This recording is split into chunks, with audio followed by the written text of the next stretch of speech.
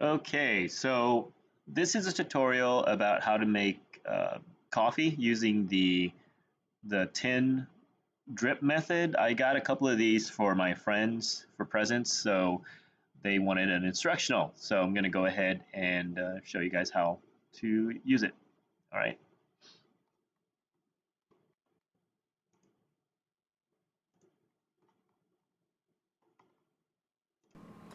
Hey everyone, so I'm gonna make a really quick video on how I do my really strong coffee tin coffee. Now this is a coffee, I think it's called a coffee tin, but they sell it at a lot of Asian supermarkets and maybe even some specialty stores. And all it really is, you know, just a stainless steel little can that has, you know, these little plastic grips on the side so it won't burn your fingers. And this is called the drip method, strainer method, I guess. It also has this top part.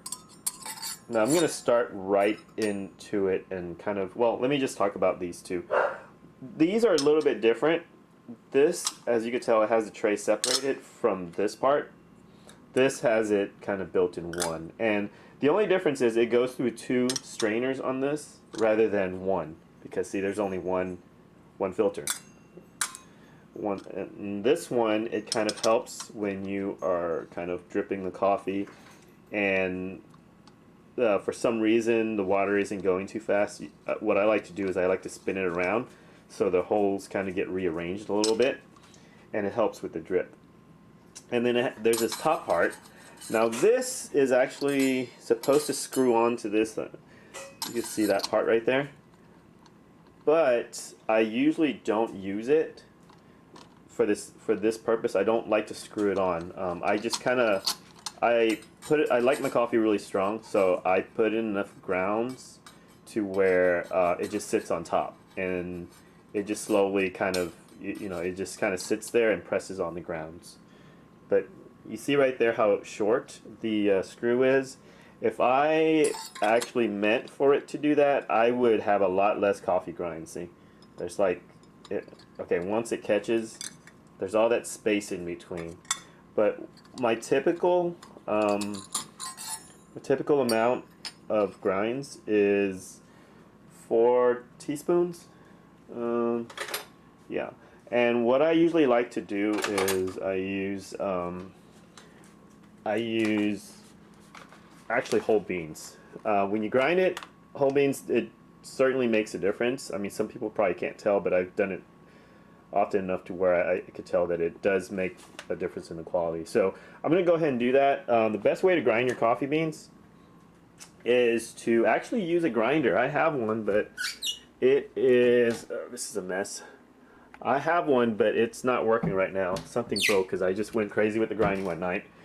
So I have an electric one. The thing with the electric one is it's tricky. It doesn't grind it real evenly. So I'm gonna have to show you what I do. I'm gonna pause this real quick. Okay, so here are the beans. This is about, yeah, 5 or maybe 6 teaspoons. I like it really strong today. Now, once again, this isn't a really great grinder, but I make it work. And the reason why it's not great is it's fast, but it doesn't grind the beans really evenly. And you want consistent grinding beans. But I'm going to go ahead and show you what I do to make it consistent. Let me see if I can do this with one hand. Okay, so I'm going to go ahead and press. And then I let go. And I shake it a little bit so all the heavier, uneven ground beans, go on the bottom, and I do it again. And then I let go. As you can tell, I'm only doing it for a couple seconds at a time. It should be okay for now, but I could kind of tell just because I've done it so often, they're kind of big, the grinds. So I'm going to do it one more time. And there we go. So let me see how the beans are. Okay, so I don't know if you could see that. It's kind of, let me turn the light on. It's not perfect, so I might have to grind it one more time. See, right there. I got some big pieces and some little pieces. On most days this would be okay, but I want it ground a little bit finer, so I'm going to do it one more time. Okay, here we go. So I ground it for a couple more seconds, shook it for a couple more times, and for the most part, this is what I'm looking for. It's not the best, but it's okay. I mean, like I said, the manual grinders are probably the best that I've done, but they're really way too slow though. So I'm gonna go ahead and put this in the coffee tin. So I didn't put it on the coffee tin yet because I forgot a step. Now I took it out of the grinder and I went ahead and just put it on the lid of the grinder, and I could kind of have a little bit closer look at it, and it actually isn't too bad. There's some powdered grinds, and then there's some bigger chunks, but this is okay. This is, you know, still going to turn out well.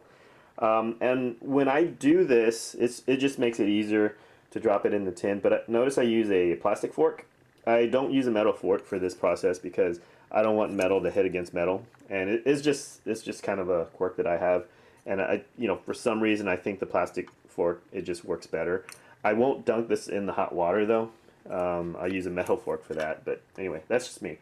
Okay, so I'm gonna go ahead and put this in the tin, and I'm gonna show you how much we've got. I think I might have hit it right on to where it's just at the top, just enough.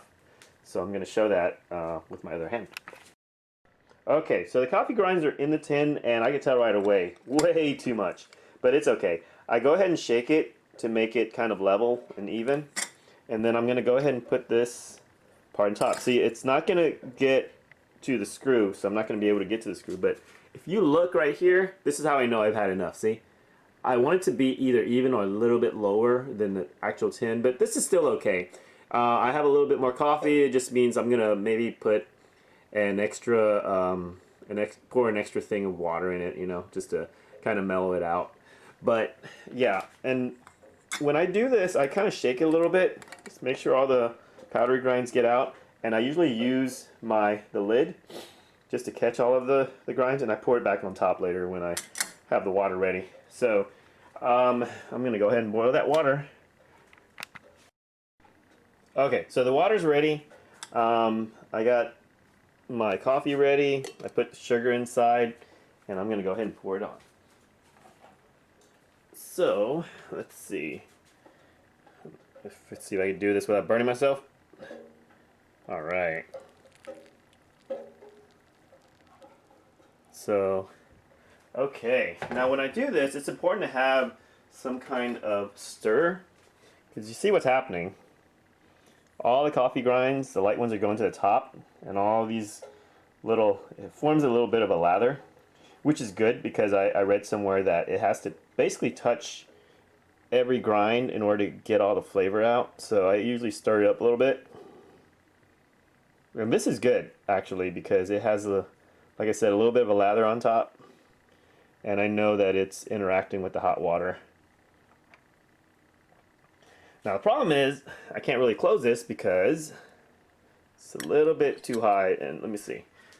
And it's okay. It's actually okay. So I leave it like that, and it's slowly dripping. See how the level's gone down a little bit? That is what you want. Let me go ahead and see if I can raise this a little bit so you can see it dripping. We could catch it dripping. Okay, it was dripping a little earlier, but anyway, it'll drip a little more when I stir it. So, trust me, it'll go down.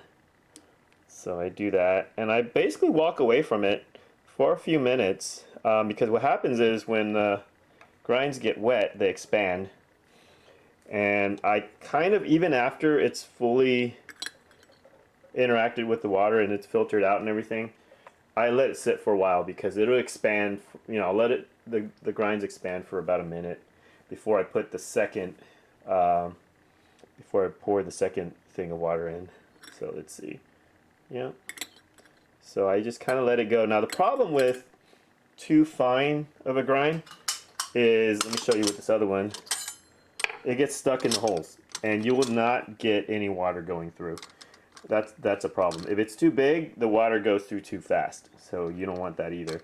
You want it to just go through enough. So if it doesn't, you know, you just kind of stir it a little bit, and this is something else you may be able to do. Lift it up, see? Because it's packed so tight, it's clogging up all the holes. It won't go through. So I lift it up a little bit, and then stir it some more. And I'm gonna time it to see how long it takes. So I'm gonna just leave it alone. My first time doing this was a total mess. None of the water was going through. And the second time I did it, it was too fast and it tasted awful. So it kind of has to be just right. So I'm gonna maybe give it a couple minutes.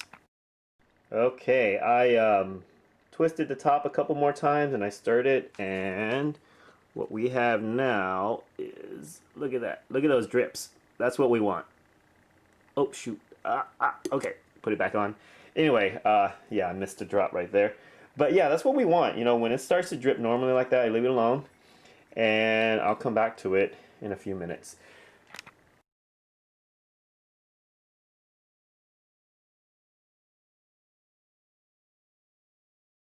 Okay, so hopefully you learned a little bit something from there. I didn't want to, film or video footage of me just tasting the coffee, but I guarantee you it's pretty good. It's just really strong, so usually what I do is I ice it and then I put a lot of milk in it, creamer, whatnot. So hope you enjoyed this.